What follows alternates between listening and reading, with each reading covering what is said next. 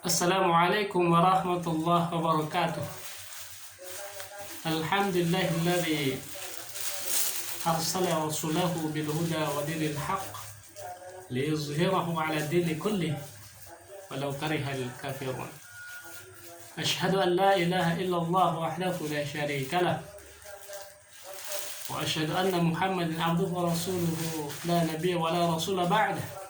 Allahumma salli wa sallim ala habibina Muhammadin wa ala alihi wa ashabihi ajma'in. Amma ba'du.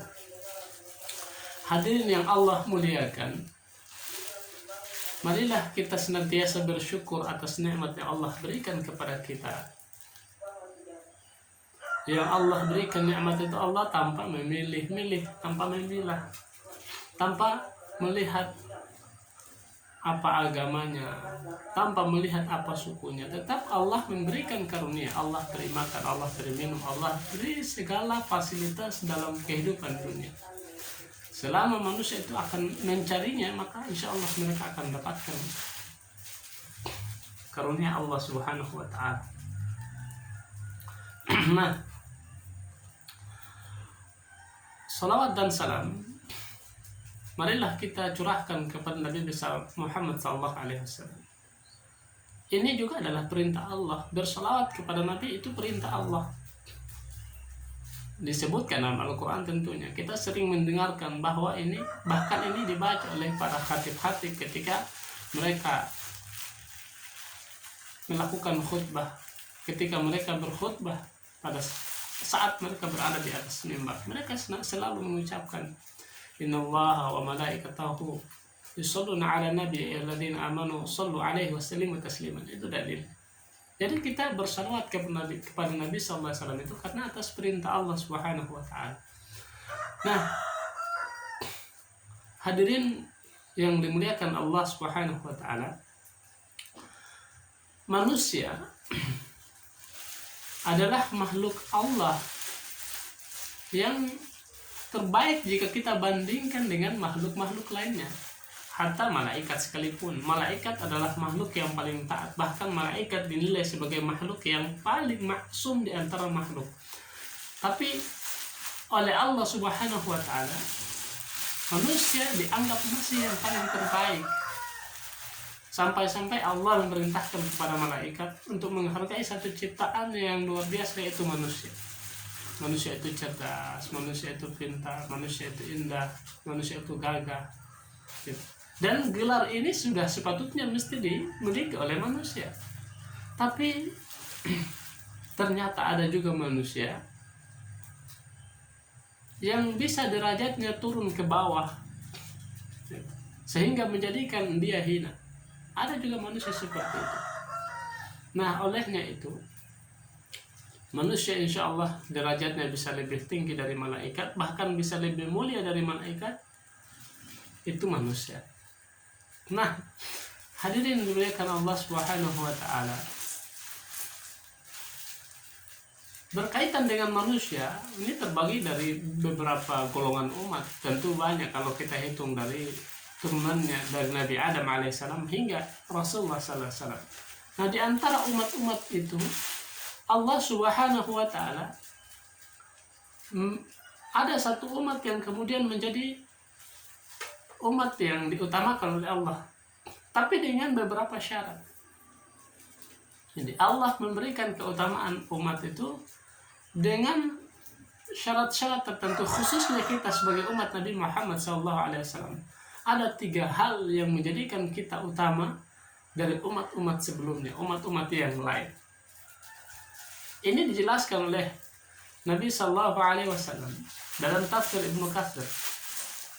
Ibnu Katsir kemudian menjelaskan, wa fi Sahih Muslim, katanya dalam Sahih Muslim, an Hudzaifah radhiyallahu anhu qala, dari Hudzaifah radhiyallahu anhu berkata, qala Rasulullah sallallahu alaihi wasallam, Rasulullah sallallahu alaihi wasallam bersabda,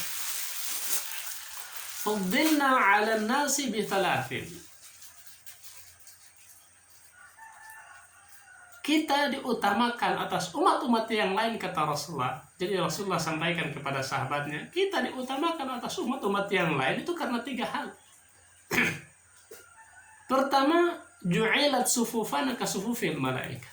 Dijadikan barisan-barisan kami seperti barisannya para malaikat. Nah, terkait dengan barisan mereka dalam salat beribadah kepada Allah seperti barisannya malaikat, para sahabat telah melakukan itu. Makanya mereka dianggap sebagai umat yang terbaik. Tentu, apakah ini hanya berlaku pada sahabat? Tidak. Semua umat Rasulullah SAW mendapatkan gelar yang sama, insya Allah. Mendapatkan kedudukan yang sama, insya Allah.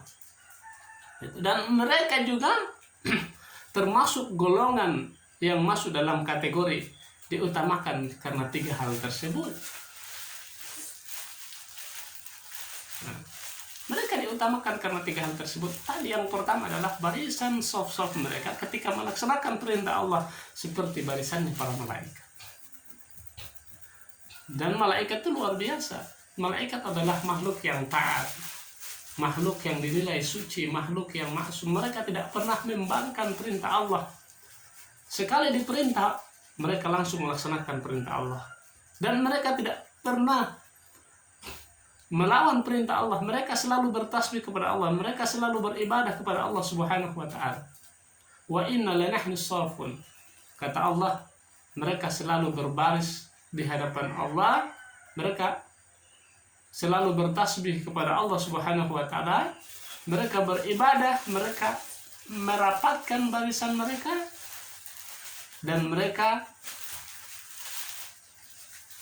selalu berbaris-baris di hadapan Allah Subhanahu wa ta'ala. Inna lanahnu shafun. Dan kami, dan sesungguhnya kami selalu atau benar-benar berbaris di hadapan Allah dalam melaksanakan perintah. Itu malaikat. Ini luar biasanya itu. Kita diperintahkan oleh Allah, bahkan ini menjadi hal utama. Nah, sehingga Umar bin Khattab radhiyallahu anhu berkata kepada sahabatnya ketika Abu Nadar menceritakan hal ini. Jadi saat iqamah dikumandangkan, Umar kemudian membalikkan wajahnya, menghadapkan wajahnya kepada jamaah, kemudian berkata, luruskan barisanmu dan sejajar. Sesungguhnya, kata Umar, Allah menginginkan barisan-barisan sholat kita seperti barisan malaikat ketika mereka menghadap Allah Subhanahu wa ta'ala. Lalu Umar memerintahkan memeriksa seluruh jamaah, lalu kemudian mengatur mereka. Nah, antum si fulan maju, antum fulan mundur. Umar mengatur mereka sampai sebelum barisan-barisan sholat mereka itu rapi, bagus, barulah kemudian Umar beranjak ke tempat imamnya, baru beliau bertakbir. Ini yang disebutkan dalam tafsir Ibnu Katsir. Jamaah yang dimuliakan Allah Subhanahu wa ta'ala. Jadi menunjukkan bahwa barisan ini termasuk hal penting. Karena syarat penilaian kita sebagai umat yang dianggap mulia, sebagai umat Rasulullah sallallahu alaihi wasallam, itu karena memang barisan-barisan kita. Lantas bagaimana sekarang ini kemudian kita merusakkan barisan-barisan sholat kita? Kita menganggap sepele barisan-barisan sholat kita. Oh, tentu kita sangat rugi. Label keutamaan yang Allah berikan kepada umat Nabi SAW menjadi hilang karena kita yang membangkang tidak mau mengikuti perintah Rasulullah SAW. Padahal Rasulullah mestinya menjadi ukuran, menjadi barometer segala ibadah yang dilakukan oleh manusia, segala ibadah yang dilakukan oleh umat sekarang ini, terutama umat Islam tentunya. Sekarang ini barisan-barisan sholat kita, Masya Allah, terlihat sangat amburadul. Kita sholat melakukan gerakan-gerakan seakan-akan bukan lagi kita mengikuti perintah Rasulullah, tapi kita mengikuti keinginan kita sendiri. Tentu hal itu sangat fatal sekali. Jadi yang diinginkan oleh Nabi SAW, kemudian para sahabat, adalah bagaimana barisan-barisan sholat kita itu harus tetap seperti apa yang diajarkan oleh Rasulullah SAW. Yang dikehendaki, yang diinginkan oleh Allah, barisan kita seperti barisannya para malaikat. Tentu memang kita tidak mengetahui seperti apakah malaikat itu berbaris di hadapan Allah, disebut rapat dan lain sebagainya itu. Nah, hal ini disebutkan oleh Allah supaya kita tahu bahwa malaikat itu berbaris di hadapan Allah. Disebutkan oleh Nabi sallallahu alaihi wasallam ketika sahabat Nabi sallallahu alaihi wasallam bertanya kepada mereka, "Ala tasufuna kama tasuful malaikatu 'inda rabbiha?" Kenapa kalian tidak berbaris bersop-sop di hadapan Allah seperti para malaikat berbaris? Lantas sahabat bertanya, karena sahabat tidak tahu. Hanya Nabi sallallahu alaihi wasallam yang kemudian pernah mengetahui bagaimana para malaikat itu berbaris di hadapan Allah. Lalu para sahabat bertanya, "Kaifa tasuful malaikatu 'inda rabbiha?" Bagaimanakah para malaikat itu berbaris di hadapan Allah? Apa jawab Rasul? "Yatimmuna sufufan awala." Para malaikat ketika mereka menghadap Allah melaksanakan perintah, mereka menyempurnakan barisan pertama, menyempurnakan sop pertama, sop barisan pertama penuh bagus, baru kemudian mereka yang lainnya memenuhi sop kedua.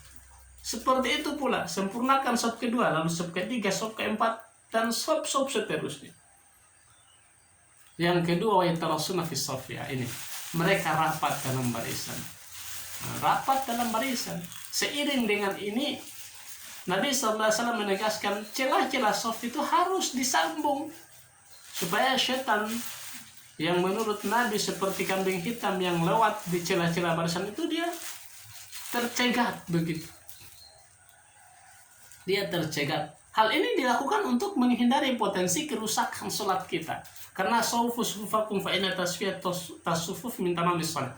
Saf adalah bagian dari kesempurnaan sholat. Maka kesempurnaan sholat kita tidak akan dapat kita miliki jika saf-saf barisan kita tidak diluruskan dan dirapatkan. Bahkan lebih tegas lagi Nabi SAW menyampaikan, sawfu sufufakum fa inna tasfiyat tasufuf min iqamati shalah.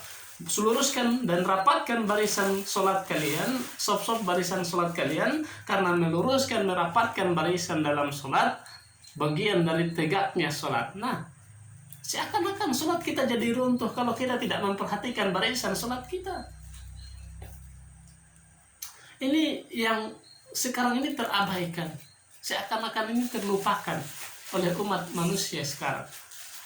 Umat Nabi SAW yang mengaku ketika ditanya, "Apa antum umat Rasulullah?" "Ya, saya umat Rasulullah." "Yang antum ikuti siapa?" "Rasulullah."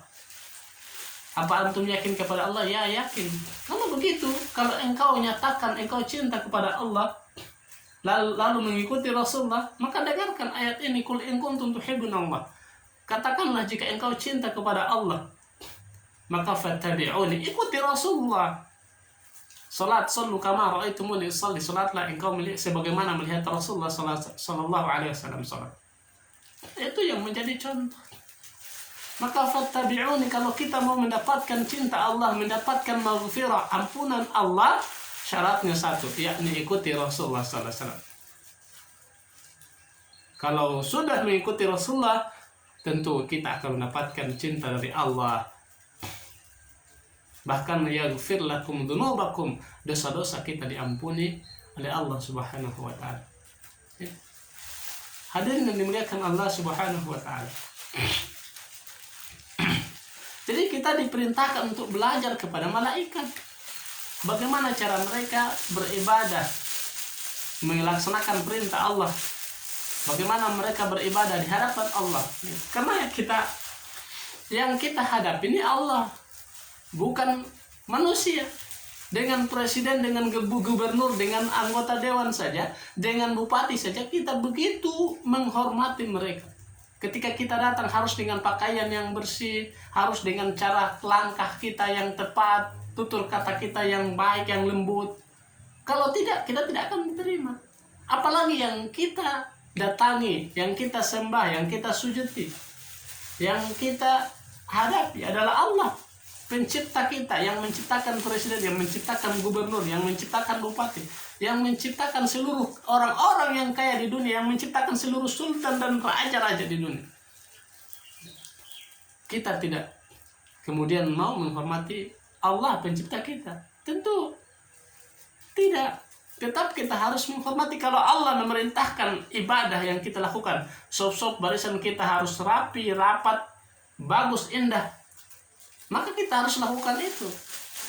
untuk memenuhi perintah Allah, karena kita yakin dalam hati kita, kita tahu bahwa Allah memerintahkan hal ini, dan kita beribadah kepada Allah Subhanahu wa taala tentu bukan atas dasar harus diperintahkan manusia, bukan. Maka janganlah kemudian kita melihat orang yang menyampaikan agama dengan basyar.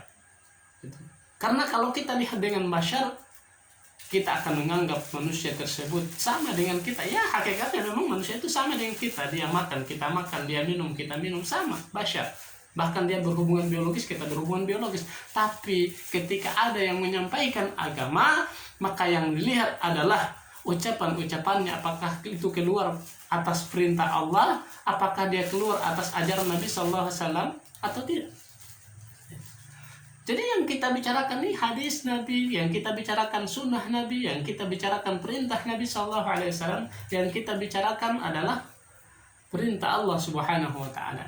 Ini yang harus dilihat dengan kacamata insan kita, dengan kacamata kecerdasan kita, kita melihat,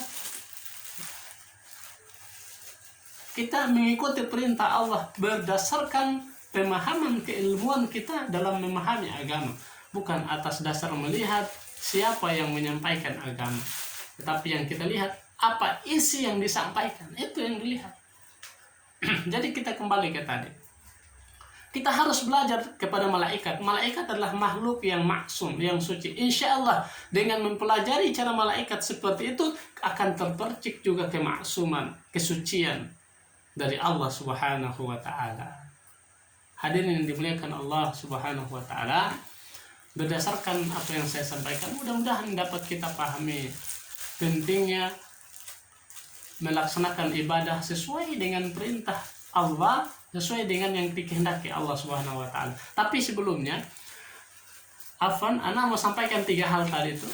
Pertama, ju'ilat sufufana kasufil malaikat. Pertama, kita diutamakan karena barisan kita seperti barisannya para malaikat. Tapi sekarang kita lupakan, kita abaikan. Ini hanya dilaksanakan oleh para sahabat Nabi Sallallahu Alaihi Wasallam, kemudian mungkin tabi'in, dan ada beberapa golongan sekarang ini yang lakukan salat barisan mereka seperti barisan yang diajarkan oleh Rasulullah Sallallahu Alaihi Wasallam. Selain itu sudah banyak yang meninggalkan. Itu satu keutamaan kita menurut Allah Subhanahu Wa Taala, dan Allah kehendaki hal itu. Allah inginkan hal itu. Yang kedua, wa ju'ilat lana al-ardu kulluha masjidah. Yang kedua itu kita diberi keutamaan oleh Allah Subhanahu wa Ta'ala karena memang bumi kita ini oleh Allah semuanya dapat dijadikan sebagai tempat untuk beribadah, untuk sujud, masjid. Jadi ketika kita berada di gunung, kita bisa sujud di atas tanah yang ada di gunung selama tanah itu suci. Kita bisa sujud bahkan di atas daun-daun. Kita petik dan patah ranting-ranting yang ada daunnya, lalu kita letakkan di atas tanah, kita sujud di situ juga bisa. Jadi di atas bumi ini Allah Subhanahu wa Ta'ala jadikan sebagai tempat untuk kita bisa sujud di mana saja.